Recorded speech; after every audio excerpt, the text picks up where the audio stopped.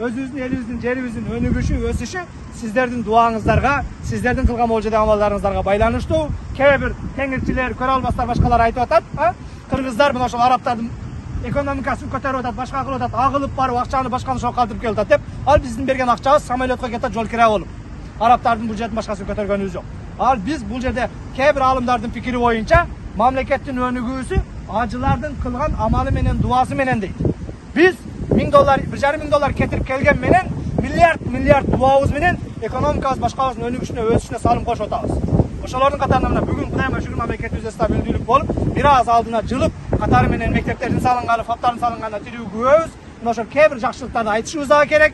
Мына ошол эле учурда ошол жетекчилерге дагы бир инсап тилейли, туура багыт тилейли. Сиздер дуа кылыңыздар. Мына ошол Ахмад ибн Хамбал айтат: Аллахтан 100 нерсе сурасам, 99'un мекениме сураймын дейт. Кайсыл дуамдын кабыл болорун билсем, ошол дуаны мамлекетиме кылам дейт. Пайгамбарыбыз саллаллаху алейхи ва саллям: "Синфани мин уммати за салихат салихал мужтами."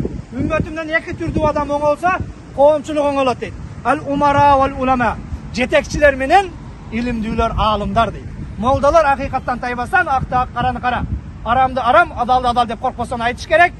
Ал эми жетекчилер ошого моюн сунуп, туура багытта бара турган болсок, пайгамбар саллаллаху алейхи ва саллям айтат: "Өнүгүү эки түрдүү адамдын оңолуусу менен болот. Бул ошол жетекчилердин оңолуусу, анан аалымдардын акыйкатты деп айтып коркпостон, үркпөстөн ошолорго туура багыт берүүсү менен дейт. Кудайыма шүгүр биздин устаздар, молдолор, ошол эле учурда биздин молдолорду, муфтилерди, жетекчилердин дагы угуп атканы аябай кубандырат. Дагы көп дуа кылыңыздар. Вала ин шакартум ла азиданнакум. Эгер шүгүр кылсаңар сөзсүз көбөйтүп берем дейт. Жана жогоруда айтып өттүм. Сириядагы кээ бир биздин бир туугандарды жер титирөө ойготуп атат. Кээ бирин бомба ойготуп атат. Кээ бирин автомат ойготуп атат. Бирок биздин балдар башкалар кенен кесир, балам тур, эркетайым тур деп эркелеп тургузуп аткандыгыбыз Кудайдын берген чоң нематы, эч ким кепилдик бербейт. Сириядагы, Түркиядагы жер титирөө бизде болбойт деп.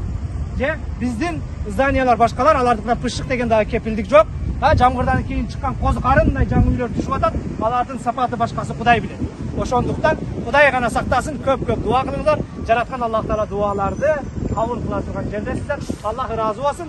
Кирип Кудайдын буйруса мечит менен таанышып, шам намазын окуп чыгып, кайрадан ушул жерде ооз ачабыз. Аллах Таала мына ошол кээ бир эжелерибиз, агаларыбыз ооз ачарга уюштуруп ушул жерде кой союп ачат. Ошолордун кылган ихсандарын кабыл кылсын, өтүп кеткен ата-энелердин рахматын алсын. Жана жалпыңыздардан ыраазы болуп, Аллах Таала ушул сиздердин дуаңыздардын берекети менен элибизге, жерибизге өнүгүү, өсүү берип, бактылуулардан кылсын. Амин. Аллах